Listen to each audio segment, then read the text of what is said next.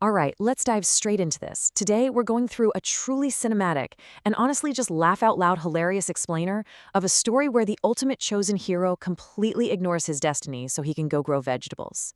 I mean, imagine a world that's entirely plunged into an apocalyptic war, absolutely desperate for a savior. And where is that chosen one? Completely oblivious, just trying to perfect his crop rotation. It is such a brilliant twist on the classic fantasy trope, and the way it unfolds is absolutely spectacular. So, to set the stage, we gotta look at this core premise.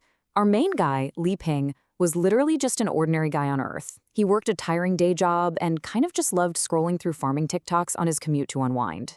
Well, he gets reincarnated into a magical world, and this magical beginner system is practically begging him to learn magic, pick up a sword, and go kill the demon queen to save humanity. And his response? Yeah, no thanks. He decides to stay right where he is inside the totally safe, undetectable beginner's village, and he spends all his legendary hero points on farming tools. The system gets so frustrated it literally explodes, leaving Li Ping to live a life of total, utter peace. Meanwhile, on the outside, things are drastically different. Elizabeth, who is the most powerful demon queen in history, has completely conquered the world. The whole shebang. She unified all the races under her absolute, brutal rule. But she's got one massive problem hanging over her head, this prophecy. Everyone is saying a legendary hero is going to pull a mythical sword from the ground and finally defeat her. So she prepares her epic army, reaches the absolute pinnacle of magic power, and just sits on her throne waiting to crush him, which naturally leads us to our first chapter. Section 1. The Reluctant Legendary Hero. So we have this immense, world-ending buildup on one side and the most hilarious anticlimax ever on the other. In year 1, the queen is totally ready for this epic, world-shattering war. But by year 4, everyone is getting so bored waiting that the different races actually start living together peacefully under her rule. Fast forward to year 15. Guys, 15 whole years.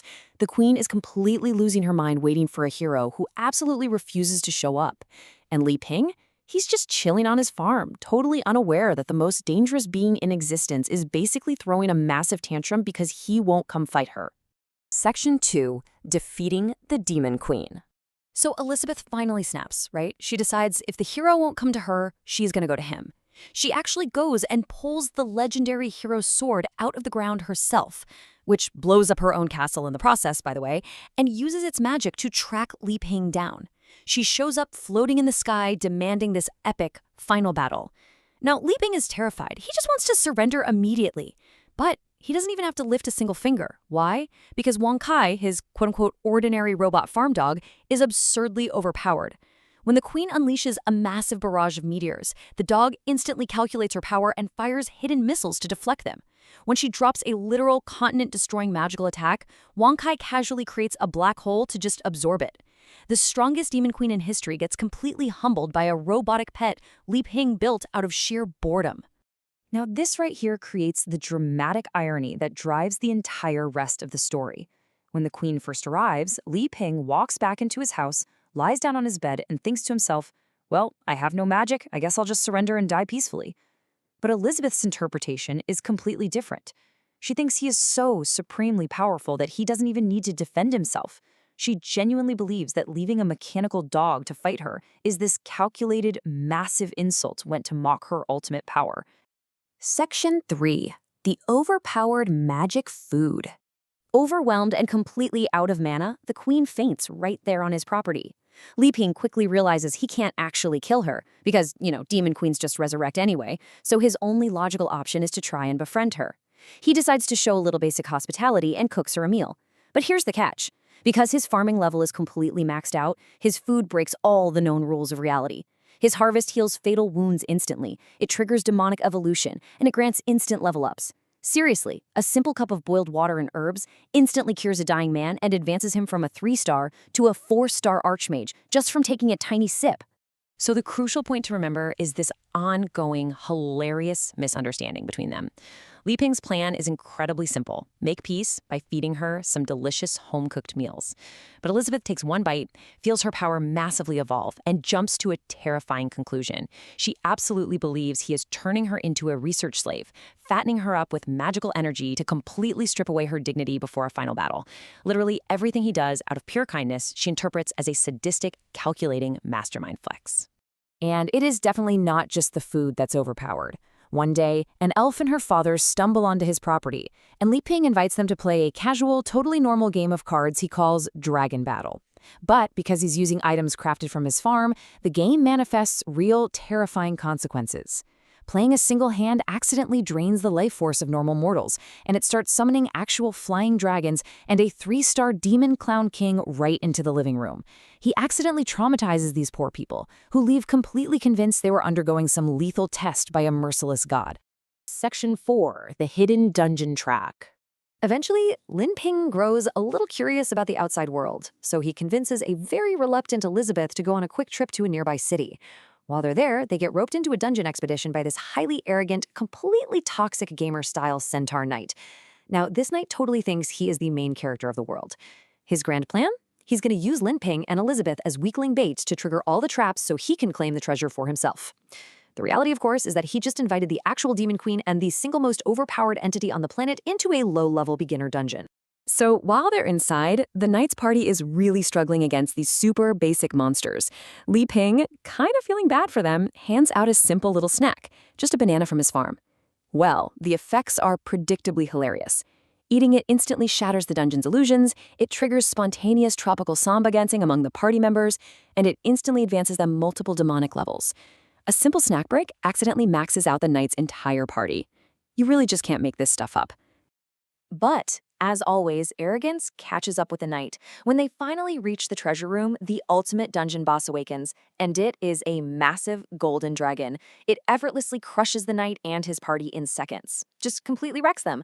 But right when it looks like a total party wipe, Li Ping's allies step in. The terrifying dungeon boss is instantly reduced to absolute panic, cowering immediately the second it's in the presence of Li Ping's pets. Section 5. The Black Guild Threat.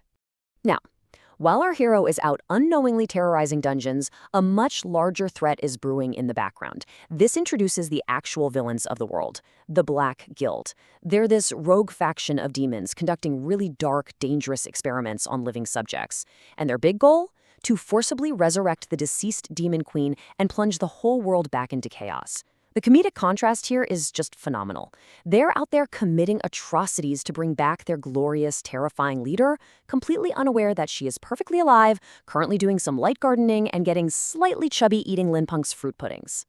Back on the farm, despite having Wang Kai and Elizabeth to protect him, Li Ping decides he wants to finally learn some basic swordsmanship. But the legendary sword actually tells him that true, pure swordsmanship can only be achieved by someone with absolutely zero magic.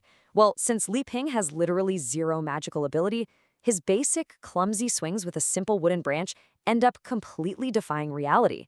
A single, standard swing creates massive tornadoes, and just practicing a stance effortlessly summons legendary water dragons that clash with Elizabeth's ultimate demonic magic. He produces world-ending power simply by practicing basic forms because he lacks magic. Section 6. The Ultimate Romantic Confession. Alright, we're stepping away from the overpowered battles for a minute because the action takes a backseat to the romantic payoff that has been building up for a whole year of them living together. To really understand why this moment hits so hard, you have to look at their backgrounds. Li Ping feels entirely unworthy. I mean, he was just an ordinary Earth guy who worked an exhausting job, lost his grandparents, and watched farming videos just to cope with the loneliness. Elizabeth, on the other hand, is a supreme being who unified all races through absolute, brutal conquest. She literally sits at the very pinnacle of existence. But Li Ping decides he just doesn't want to live with regrets anymore. He stops her from teleporting away one day and delivers this incredibly grounded, heartfelt confession. Against this massive backdrop of epic fantasy, he strips away the whole legendary hero title and just tells the simple truth. I'm just a guy who never even left the house, but I like you. It completely cuts right through all the misunderstandings and the overpowered tropes. And the payoff? Pure cinematic gold. Li Ping fully expects a quiet, nervous rejection. He honestly thinks she's going to laugh at his presumption. But Elizabeth's reaction is instantaneous. She doesn't even say a word. She just instantly grabs him, spreads her wings, and literally flies him straight to the moon for their first kiss. It is a hilarious, immediate escalation that perfectly matches the crazy power scaling of their entire world. The aftermath of all this is incredibly sweet, but also highly taxing for our poor hero. We see him making these little heart-shaped egg yolks, finally living out his dream of a domestic life. However, the all-powerful demonic queen now absolutely refuses to leave his side, clinging to him 24/7. Between the constant teleporting into his lap, the intense affection, and having to manage a max-level supreme being in his tiny farmhouse, Lai Ping ends up completely exhausted. I mean, the guy accidentally conquered the world just by wanting to be a farmer. Which really leaves us with this final thought. In a chaotic world filled with legendary swords, dark demon lords, and apocalyptic magic, is the true ultimate power simply the ability to secure a peaceful, happy life with the person you care about? It's a fantastic subversion of the fantasy genre that proves sometimes the most epic victory of all is just having a quiet breakfast on a farm. Thanks so much for joining me on this explainer, and I really hope it sparked your curiosity to dive deeper into this amazing story.